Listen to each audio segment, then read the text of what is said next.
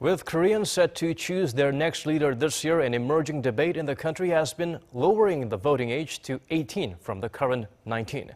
Public opinion as well as the political realm remains divided on the matter. Our Kim Hyesung took to the streets of Seoul to gauge how 18-year-olds in this country feel about the possibility.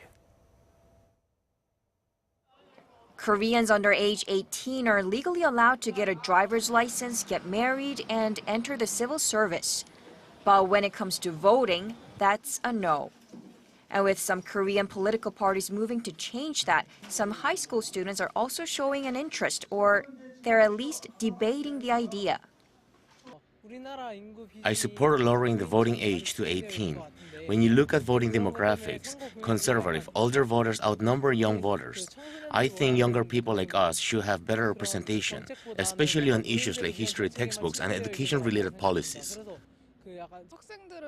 I disagree. We're already busy studying for the college entrance exam, and we aren't completely informed about politics. If 18-year-olds could vote, we would most likely be influenced by our parents' political views and not necessarily form our own ideas.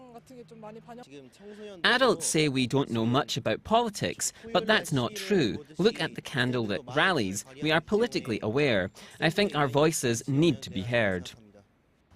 Currently, almost all countries in the OECD allow 18-year-olds to vote, Korea being an exception, and Austria has granted the franchise to 16-year-olds. In 2015, Japan lowered the voting age from 20 to 18 to better represent young people in its rapidly aging society. Though students appear relatively eager for a change, opinion among teachers is mixed. A recent poll by the Good Teacher movement of over 800 teachers show that around 62% support lowering the voting age to 18. And experts say the decision should be made with caution. Without a doubt, Korea's democracy has matured in the last several decades, as you can see from the recent candlelight vigils. And lowering the voting age to 18 is a move in the right direction, but it should be taken from a long-term perspective. There needs to be more systematic education about voting and democracy to prepare the students.